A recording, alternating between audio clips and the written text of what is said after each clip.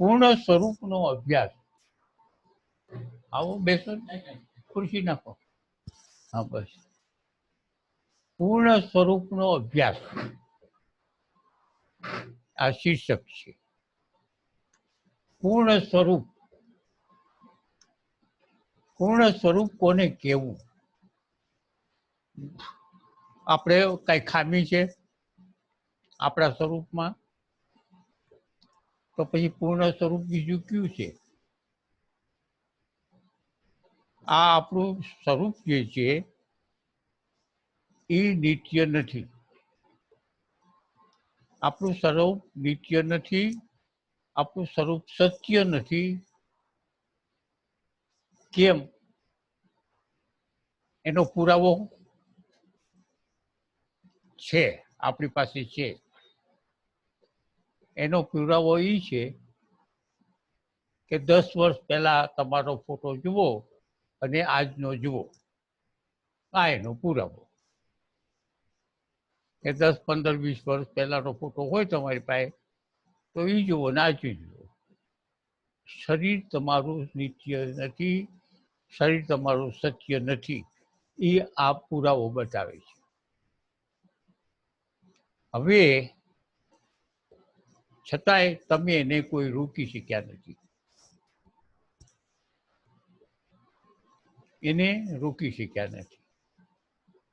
તો એનો અર્થ એ થયો કે આ શરીર છે એ પૂર્ણ નથી.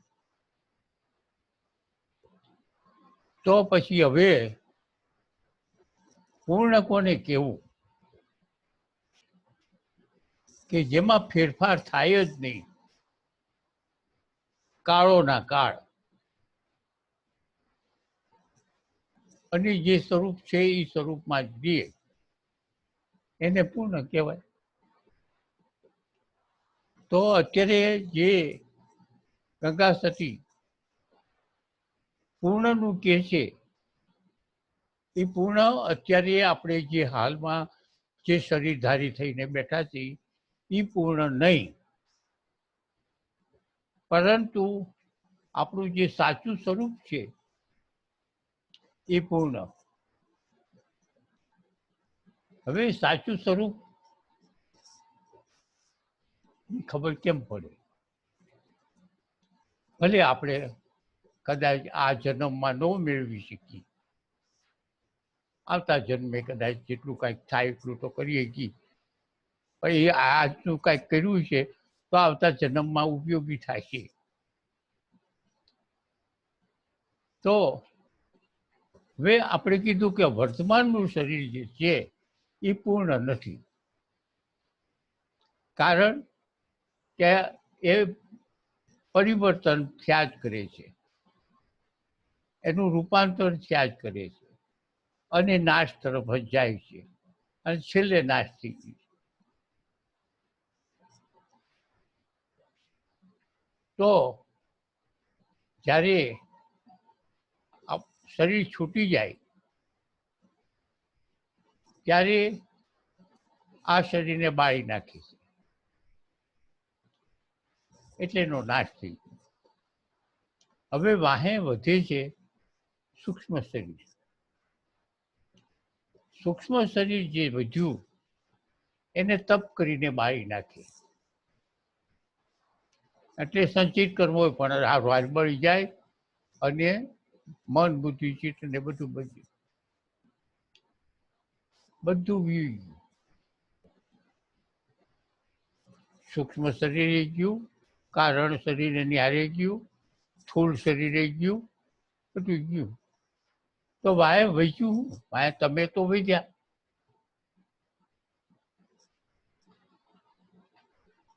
તોય તમે વધ્યા.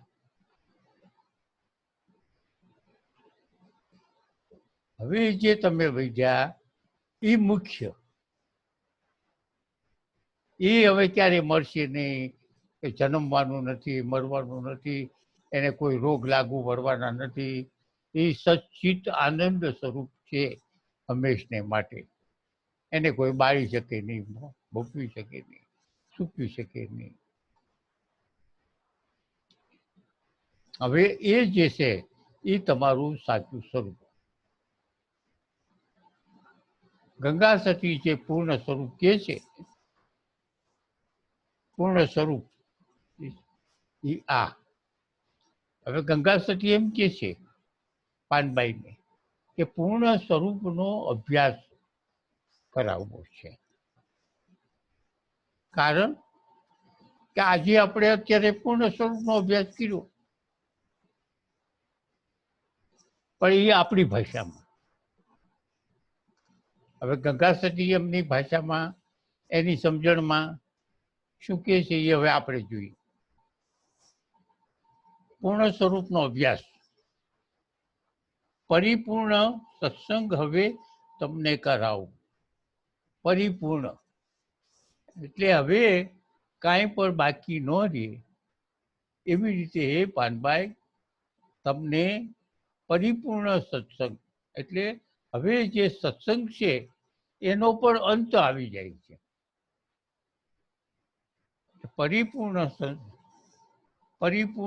સત્સંગ હવે તમને કરાવું. તે આપું જોને નિર્મળ જ્ઞાન. હવે જે પાછળથી કીધું ને એ બહુ સરસ કીધું.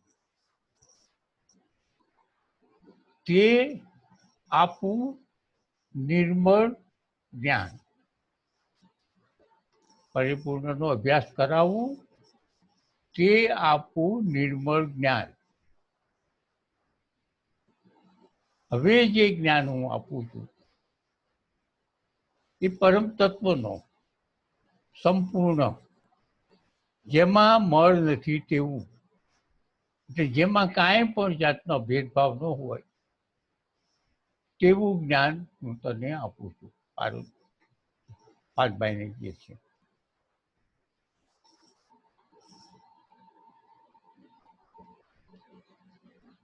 જન્મવા મરવાનું તમારું મટાડીને ધરાવવું અવિનાશીનું જ્ઞાન.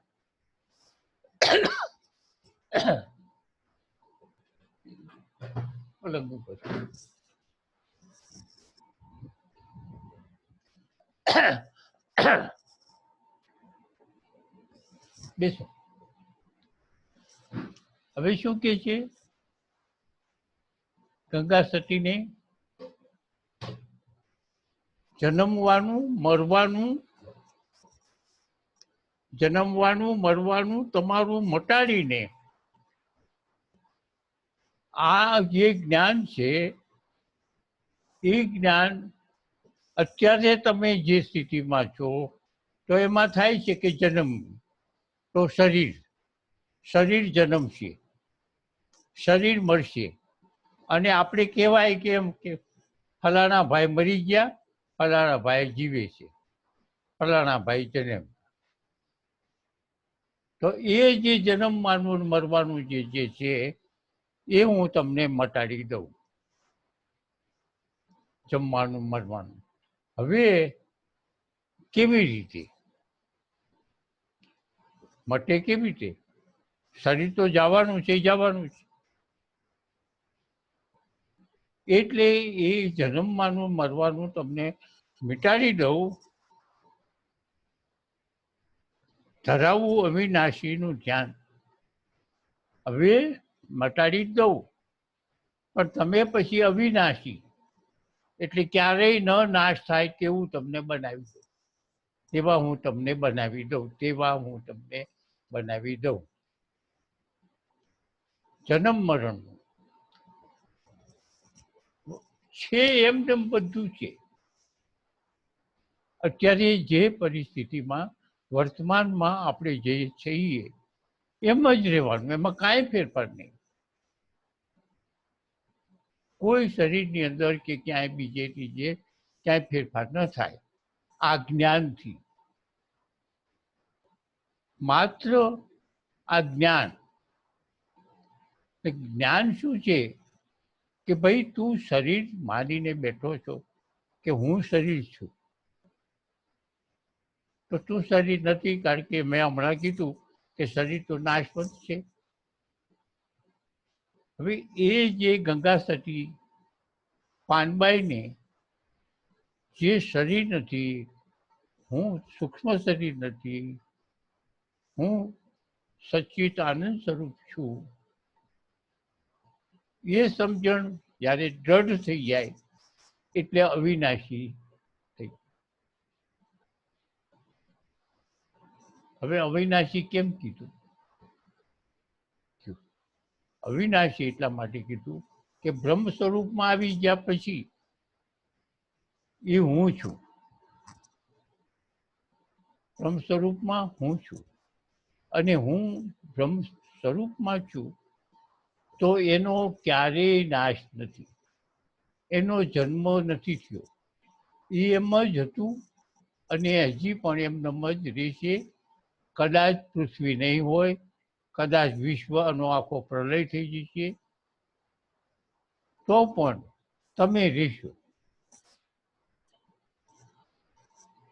પણ જો આ ગંગા સતીનું ભજન સાંભળી અને જીવનમાં ઉતારીએ તો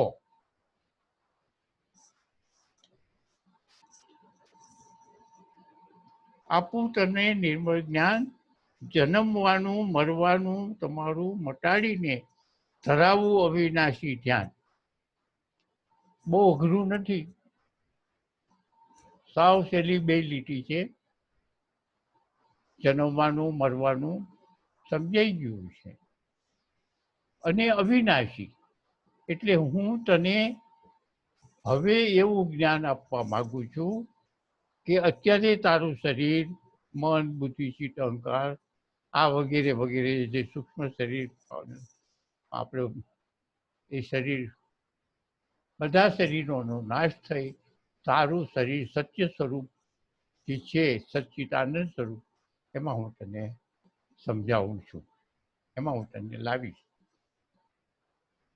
આ સીધી વાત છે, એટલે અઘરું નથી. આ હવે આવું તો થવું જોઈએ, તો એના માટે શું કરવું? અત્યારે નથી અને આપણે સત્ય સ્વરૂપમાં જવું છે,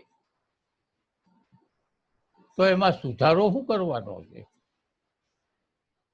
મારે? એટલે સાધકે સુધારો શું કરવાનો છે ને પાનબાઈને સુધારો શું કરવાનો? હવે પાનબાઈને એમ કહે છે કે જો તમારે આ સ્થિતિ પ્રાપ્ત કરવી હોય, જો તમારે આ સ્થિતિ પ્રાપ્ત કરવી હોય તો નામ રૂપને મિથ્યા જાણ.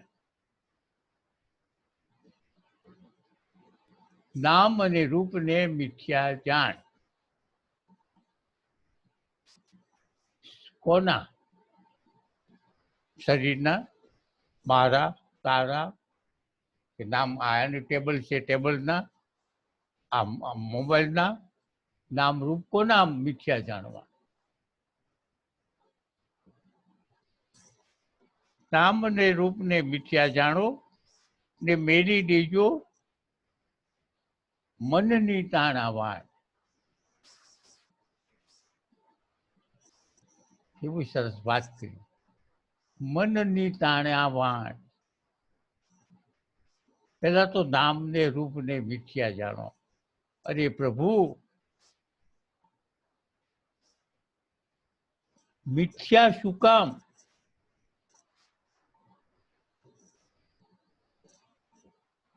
દાખલા તરીકે આપણે કુંભારને ઘરે ગયા ને કુંભારના વાડામાં એક મોટો ઢગલો પડ્યો હતો વાસણનો. કોઈ ફૂટલા હતા, કોઈ હારા હતા, કોઈ આખા હતા, કેટલાક ઘડા હતા, તાવડી હતી, ઓલા ચંબુ જેવું હતું, કોડિયા હતા, કેટલાય પીડ્યા હતા. બધો ઢગલો એક હારે હતો.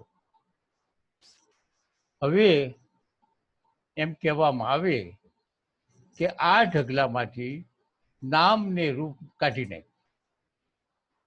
હવે એ તો કંઈ કાઢવાના તો કાંઈ હુડી હોપાડી કે એવું કાંઈક હથિયાર લઈને કાઢવાના નથી. કોઈ હથિયાર વડે એ ઢગલામાંથી નામ રૂપ નથી કાઢવાના. પણ તમે માનસિક રીતે તમે એ ઢગલામાં જે તાવડી છે, કોડિયા છે, આ છે, બધું છે, એમાંથી તમારે નામ રૂપમાં કાઢી નાખવાનું છે. એટલે માનસિક છે, આ ક્રિયા માનસિક છે. હવે નામ ને રૂપ બે કાઢી નાખી. શું કામ કાઢવાના છે? તમારે બ્રહ્મ તત્વ પ્રાપ્ત કરવું છે, તમારે નિત્ય સુખ મેળવવું છે, તમારે અમર થવું છે. તો આ તમને ક્યાં આડું આવ્યું? શું કામ કાઢવું ભાઈ? એનું કારણ છે કે અત્યારે હાલમાં તમે એને સત્ય માનીને બેઠા છો. કોડિયુગ બરાબર કોડિયુગ છે, ઘડો બરાબર ઘડો જ છે, તાવડી બરાબર તાવડી છે. એ તમે સત્ય માનીને બેઠા છો. એવી જ રીતે તમે તમારા શરીરને પણ સત્ય માનીને બેઠા છો. તમે તમારા મનને, બુદ્ધિને સત્ય માનીને બેઠા છો. જ્યાં સુધી આ સત્ય છે ત્યાં સુધી પેલું જે ખરેખર સત્ય છે એને કેવી રીતે તમે બેને કેવી રીતે સાથે રાખી શકો? સત્ય તો પેલું છે, આ સત્ય. તો જે અસત્ય છે એને કાઢો તો સત્ય રહીએ. તો નામ અને રૂપ ને જે કોડિયા ને ગાગર ને આ બધા જે હતા એને કાઢી નાખો. તો જેના આધારે કોડિયા હતા, જેના આધારે તાવડી હતી, જેના આધારે જે વસ્તુ બની છે એ એના આધારે નામ રૂપ કાઢી નાખ્યા પછી શું વધ્યું? કે માટી. તો માટીના આધારે નામ અને રૂપ હતા. માટીને આધારે નામ અને રૂપ હતા અને એ નામ અને રૂપને તમે સત્ય માની અને વ્યવહાર કરતા હતા. હવે તમારે કોડિયાને તોડી નાખવાના નથી, ઘડાને ફોડી નાખવાનો નથી, પણ તે બધાને અસત્ય માનીને માત્ર એ સત્ય છે, એ માટી છે અને આ બધું અસત્ય છે એમ માનો તો હું ખોટું છે?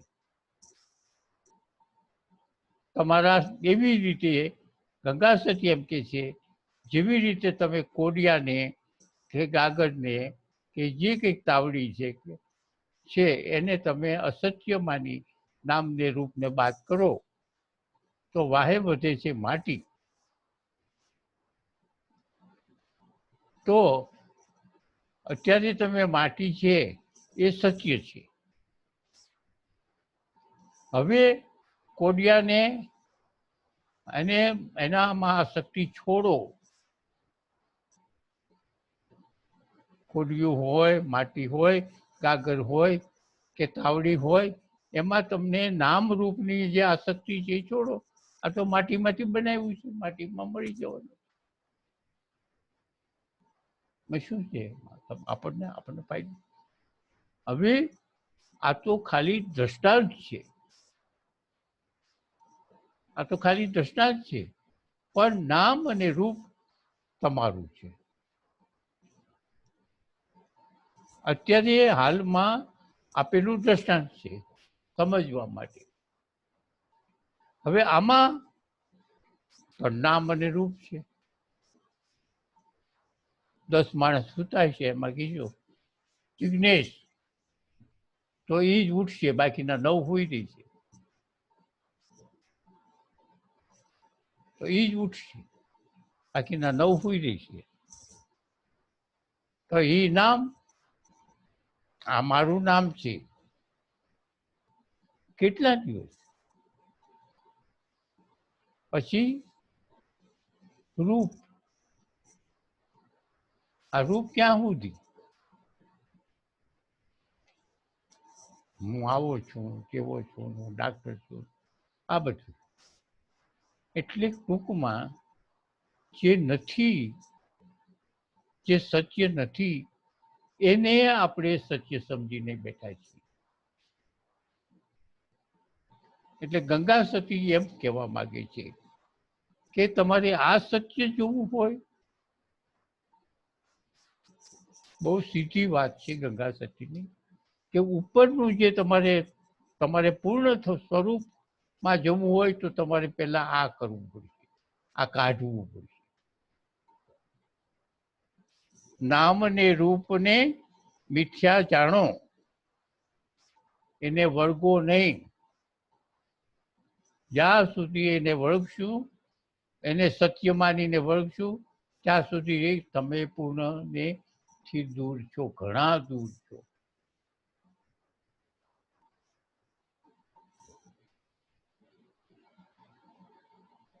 મેલી દેશો મનની ના અવિનાશીનું ધ્યાન ધરે, નામ અને રૂપને મિથ્યા જાણો, મેથી દેજો મનની તાણાવાણ.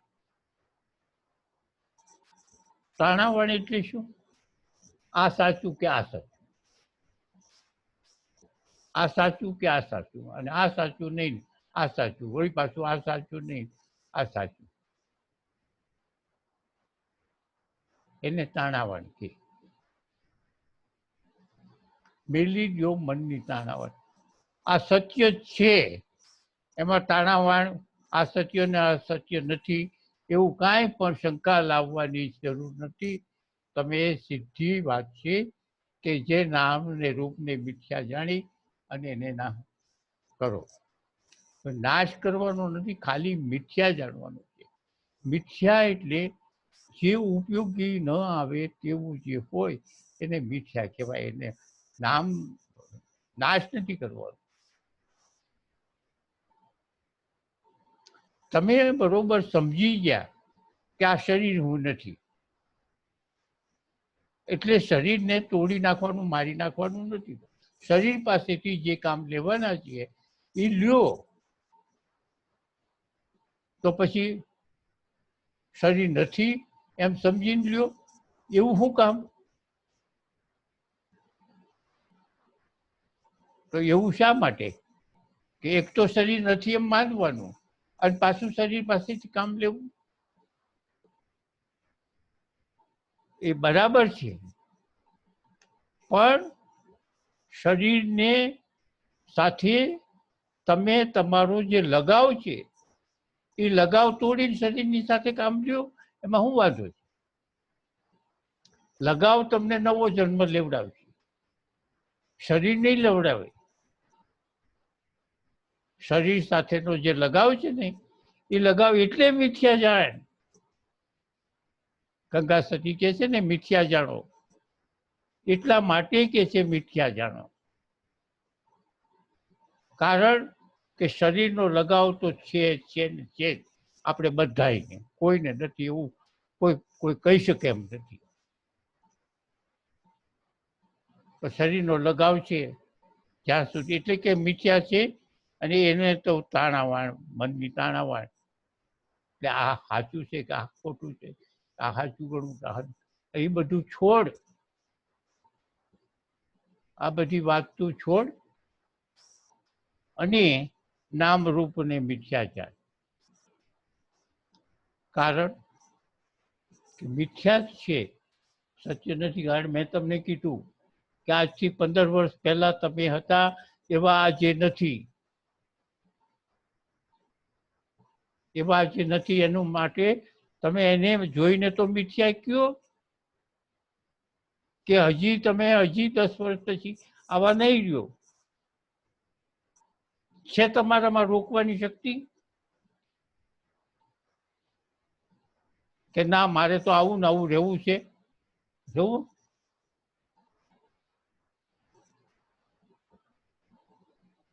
બધાને વૃદ્ધત્વ, બધા મોટા મોટા મહાન થઈ ગયા ને એ શરીર છોડી ગયા. આપણે તો એમાં તો તમે એટલે કે આપણે શરીરમાંથી આસક્તિ છોડવાની છે, અને શરીરમાંથી આસક્તિ છૂટી એટલે આ શરીર હું નથી એ આસક્તિ. કારણ કે હું નથી શા માટે કારણ કે મારી સત્તામાં નથી.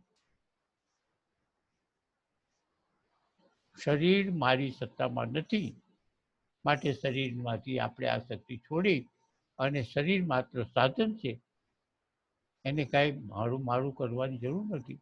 સાધન તમને અત્યારે સંસારમાં અનેક સાધનો છે તમારી પાસે ઉપયોગ માટે.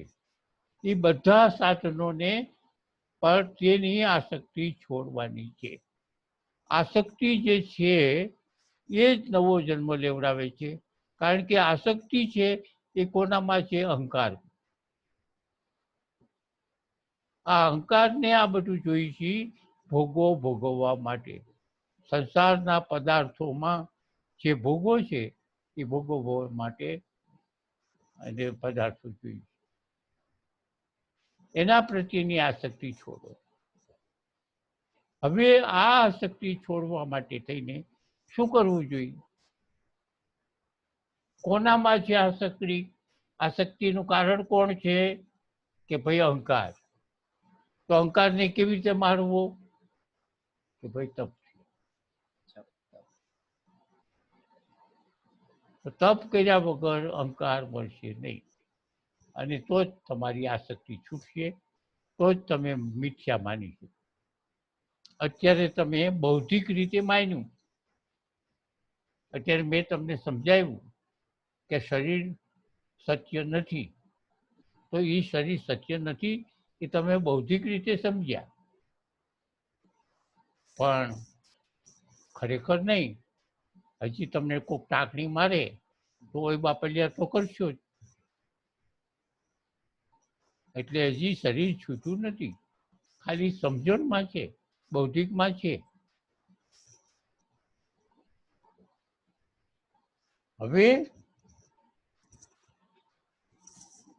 હવે પાનભાઈ એમ કે છે, હરિગંગા સતી એમ કે છે, આવીને બેસો એકાંતમાં ને તમને પદ આપું નિર્વાણ. ગંગા સતી પાનભાઈને એમ કે છે, આવીને બેસો એકાંતમાં. હવે આપણે એકાંતમાં બેસીએ અને શાંતિથી તમને તમારું સત્ય સ્વરૂપ હું તમને સમજાવું. નિર્વાણ એટલે હવે જે છે એ છેલ્લું જે કરવાનું છે એ કરી લઈએ. છેલ્લો બોધ જે આપવાનું છે એ અપાઈ જાય. આવી બેસો એકાંતમાં ને તમને પદ આપવું નિર્વાણ. હવે જે તમે આવો એકાંતમાં બેસો, મારી બાજુમાં બેસો, અને હું તમને જે પદ એટલે જે તમારું એક જે છે તે મુખ્ય સ્થિતિ, એ એવી સ્થિતિ આપું કે નિર્વાણ, કે પછી એમાં ફેરફાર કરવાનો નથી તેવી નિર્વાણ તેવી. કારણ કે અત્યાર સુધીમાં જે છે એ તમને ઉપર જે સમજાવ્યું એ નિર્વાણ નથી. એમાં ફેરફાર છે અને આમાં ફેરફાર નથી. એટલે તમને નિર્વાણ આપવું. તરત સુરત દુરત સુરતથી નિજ નામ પકડીને.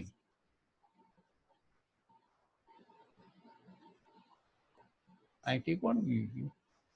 નરેશભાઈ, એક જ મિનિટ છે સ્વામી. હા, હવે આ પૂરું થાય એટલે બીજું તરત જોડી દેવું છે.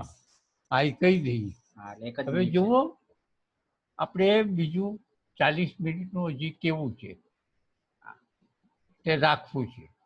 એટલે આ પૂરું થઈ જશે. એક જ મિનિટ છે, તરત જોડાઈ જવા. અને એકાદ મિનિટ છે એટલે કોઈ પણ બધા તરત જેટલો સમય બગડે, કારણ કે આજે અત્યારે 10 મિનિટ આપણી બધાની બગડી. 10 મિનિટ હમું નમું થતા થાય. હવે તમે તરત જ કેટલા મિનિટ તરત જ બોલાવી લેવા છે કે 5 મિનિટ પછી? 5-7 મિનિટ, 10 મિનિટ, 10 મિનિટ પછી, 10 મિનિટ પછી તરત જ તમે પાછા આવો બધા. એટલે ટાઈમ ખોટો બગડે નહીં. હા, હવે આ 40 મિનિટ થાય છે. આવો. હરિહર, રામ રામ.